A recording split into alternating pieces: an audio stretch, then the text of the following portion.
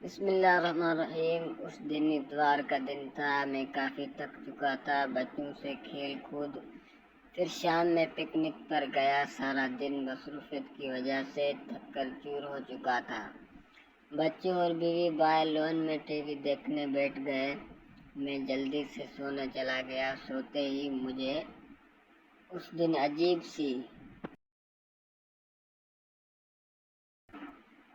سی نیند آ رہی تھی۔ جسم میں تھکاوٹ اور ہلنے کی جان نہیں تھی۔ آنکھیں نہ بند تھی نہ کھل پا رہی تھی۔ دماغ پر عجیب سا وزن محسوس ہو رہا تھا۔ آنکھوں کے سامنے کالی دھند چھانے لگی تھی۔ کانوں میں عجیب سا شور ہو رہا تھا۔ پاؤں درد کرنے لگے تھے، جیسے خون باہر نکلنے کی کوشش کر رہا ہو۔ اتنے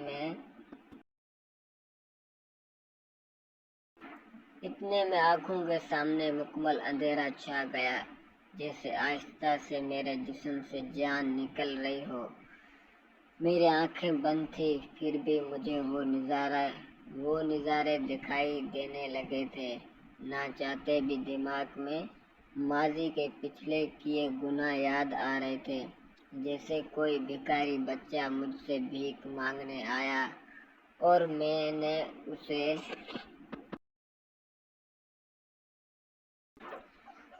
اسے دھکا دے کر ہٹا دیا۔ لڑکیوں کی مجبوری کا فائدہ اٹھا کر ان سے کیے گناہوں کی یاد مجھے ایسے لگ رہا تھا جیسے میرے کیے سارے گناہ کسی مووی کی طرح میرے سامنے چل رہے تھے۔ میں جاگنے کی کوشش کر رہا تھا، پر میرے جسم میں ذرا سا ہلنے کی طاقت نہ بچی تھی، جیسے ایک کھوکھلی لاش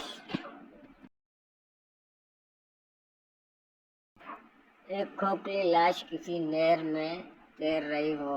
میرے کانوں میں اذان کی آواز گونج رہی تھی، اور اس دوران میرے ہنسنے اور بات چیت کی یاد، نماز پر جان بوجھ کر نہ جانا، ان سب یادوں سے ایک خوف طاری ہونے لگا تھا۔ پھر کچھ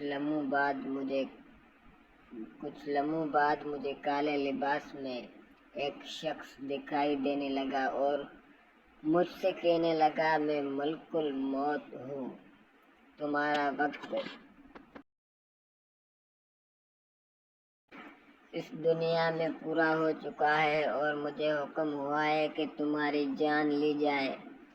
میں سن کر گھبرا گیا، روتے منت کرتے کہا، خدا کے لیے مجھے چھوڑ دو، میری ابھی مرنے کی عمر نہیں ہے، میرے چھوٹے چھوٹے بچے ہیں اور میں نے قبر کے لیے کوئی تیاری بھی نہیں کی ہے، اور میرے کوئی اچھے کام بھی نہیں ہیں۔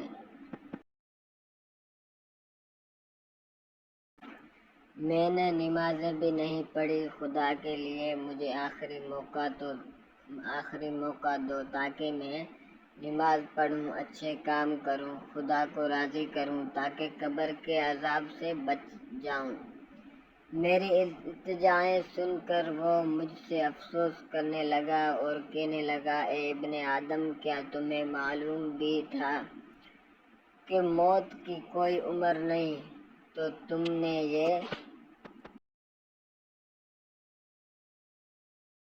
یہ سب اچھے کام پہلے کیوں نہیں کیے؟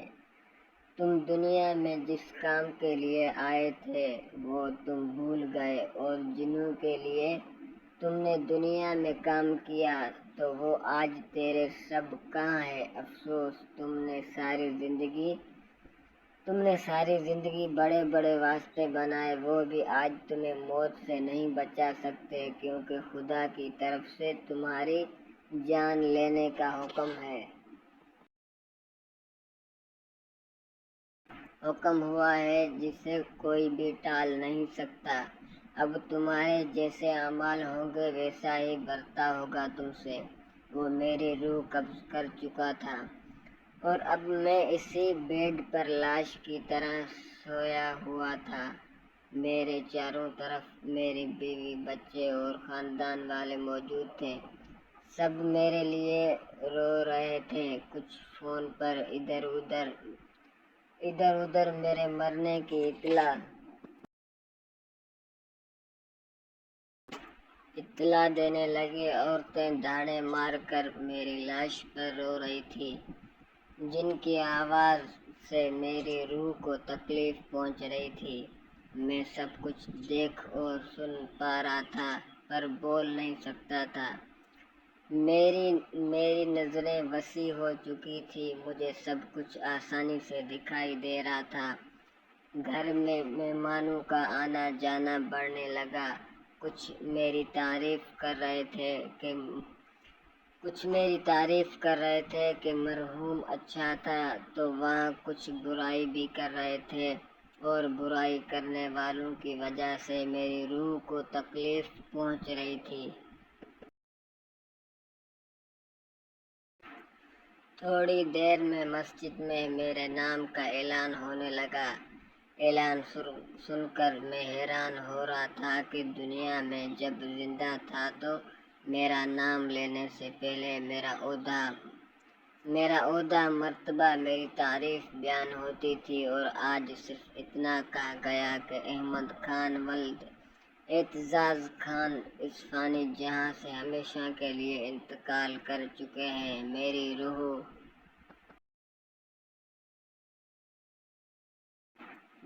روح مکمل قبض ہو چکی تھی۔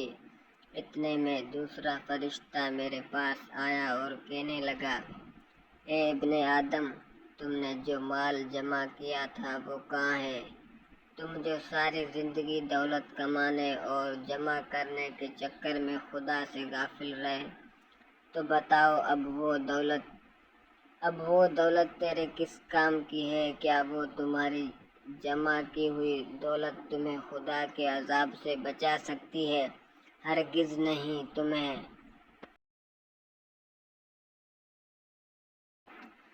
تمہیں جب معلوم تھا کہ قبر میں صرف اچھے اعمال کام آئیں گے، تو پھر بھی تم خدا کی عبادت اور اس کے حکموں سے غافل کیوں رہے؟ کیوں دنیا کے چکر میں جان بوجھ کر بغیر کسی مجبوری کے نمازیں چھوڑی؟ اب تیار ہو جاؤ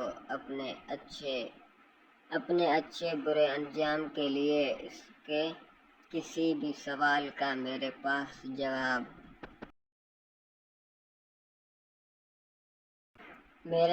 جواب نہیں تھا۔ میں اس کے سوالوں سے شرمندہ ہو رہا تھا، اور میرے اوپر ڈر حاوی ہونے لگا تھا کہ نہ جانے دفن ہونے کے بعد قبر میں مجھ سے کیا ہوگا۔ پھر مجھے جلد ہی سے غسل دینے کے لیے لے جایا گیا۔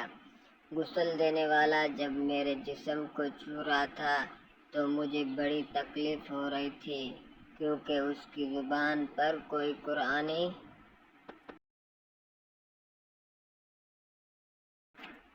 قرآنی آیت، درود پاک اور کلمہ وغیرہ نہیں تھا۔ میرے اوپر کھڑے سب اپنی باتوں میں مگن تھے۔ کوئی میری موت سے خوف نہیں کھا رہا تھا کہ انہیں بھی مرنا ہے۔ کسی کی زبان پر کوئی نیک کلمہ نہیں تھا جس سے میری روح کو سکون پہنچتی۔ میری روح وہاں گناہگار روح میں شمار تھی، جسے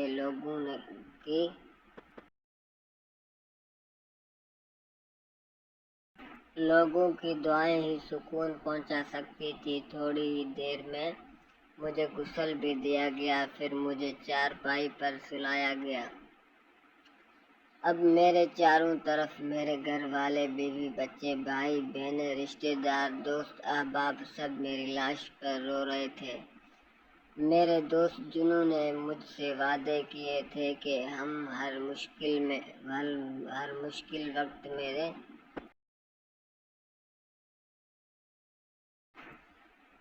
میں تمہارے ساتھ رہیں گے، آج وہ بھی دور کھڑے اکیلے کونے میں رو کر خاموشی سے مجھے الوداع کر رہے تھے۔ پھر ایک شخص آ کر کہنے لگتا ہے جنازہ اٹھانے کا وقت ہو چکا ہے، باہر سب انتظار میں ہیں۔ سنتے ہی میرے گھر والے پھر سے میری چارپائی کو چپک گئے اور زوروں سے رونے لگ گئے۔ میں ان کے رونے سے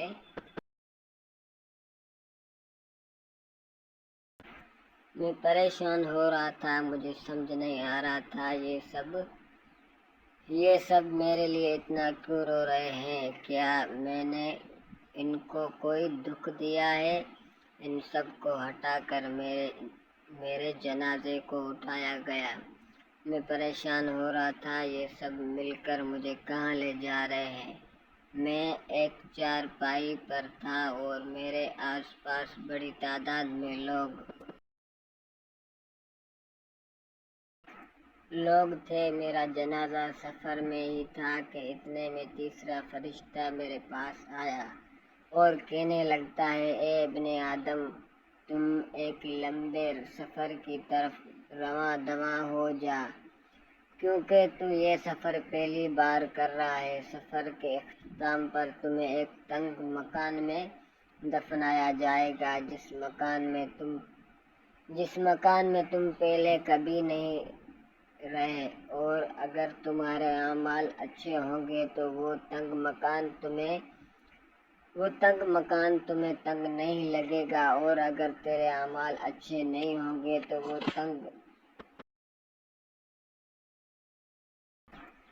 تنگ مکان مزید تمہیں تنگ لگے گا، کیونکہ سب اپنے اعمال سے ہی اس مکان کو کشادہ اور تنگ کرتے ہیں۔ تمہیں پہلی بار اس تنگ مکان میں رکھا جائے گا اور تمہارے ہمیشہ کی زندگی قیامت تک اسی مکان میں گزرے گی۔ اتنے میں وہ غائب ہو گیا اور مجھے پریشانی ہو رہی تھی کہ نہ جانے مجھے وہ مکان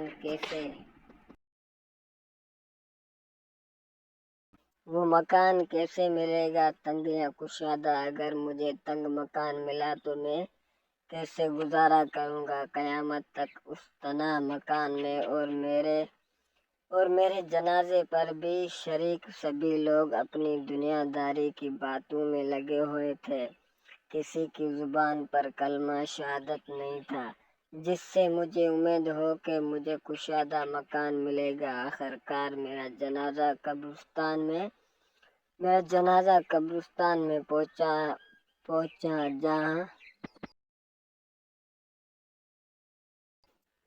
جہاں پہلے سے ہی میرے لیے ایک گڑھے کی طرح قبر کھودی ہوئی تھی، جسے دیکھتے ہی میرے دل میں خوف خدا بڑھنے لگا کہ نہ جانے اس تنہا قبر میں مجھ سے کیا ہوگا۔ میں اس ڈراؤنی تنہا قبر کو دیکھ کر پچھتا رہا تھا کہ کاش میں نے دنیا میں اس تنہا قبر کو روشن کرنے کے لیے اچھے کام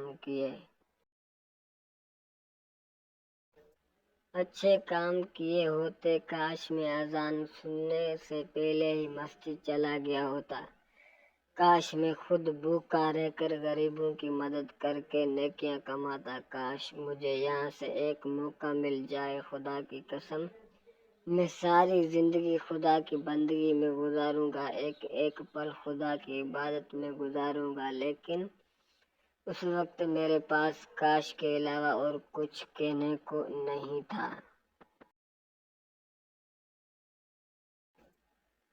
میری قبر کو تیار کیا گیا، پھر مجھے اس میں اتارنے کے لیے اٹھایا گیا۔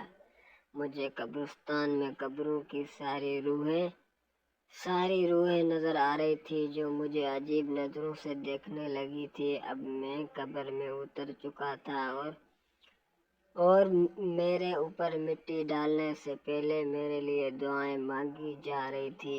میں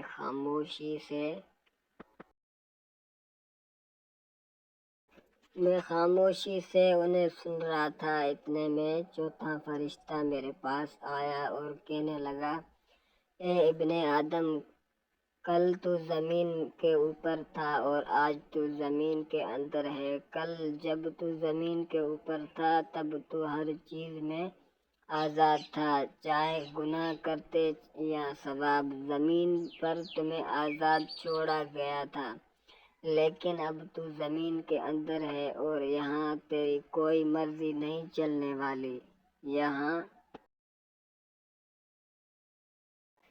یہاں صرف تیرے اعمالوں کو دیکھ کر مرضی چلے گی، اگر اچھے ہوں گے تو تم یہاں بھی آزاد اپنی مرضی سے یہاں کی زندگی گزارو گے، اور اگر اچھے اعمال نہیں ہوں گے تو پھر ہماری مرضی چلے گی۔ اے ابن آدم، تو زمین پر بڑا اکڑ کر چلتا تھا، تو آج زمین کے اندر خاموش کیوں ہو؟ تمہیں معلوم بھی تھا کہ ایک دن یہاں آنا ہے، تو پھر اکڑ کس بات کی؟ اکڑ کس بات کی تھی؟ کیوں خدا کو بھول کر خود ہی فیصلے کرنے لگے، خود ہی فیصلے کرنے والے بن گئے؟ زمین کے اوپر کیوں لوگوں کے لیے زمین تنگ کر دی تھی؟ کیوں مظلوموں پر ظلم ڈھاتے تھے؟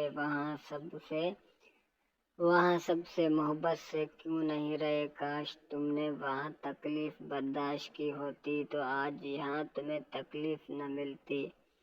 وہاں تم نے اگر مدد کی ہوتی تو یہاں بھی تیری مدد ہوتی۔ تم نے وہاں رحم کیا ہوتا تو یہاں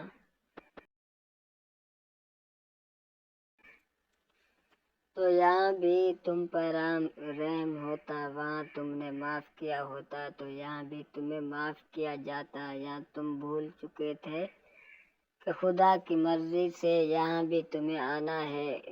اس کے کڑے سوالوں سے مزید میری روح کو خوف ہونے لگا تھا۔ اب میرے اوپر مٹی ڈالی جا رہی تھی۔ وہ منظر مجھے ڈرا رہے تھے۔ میں چیخ رہا تھا۔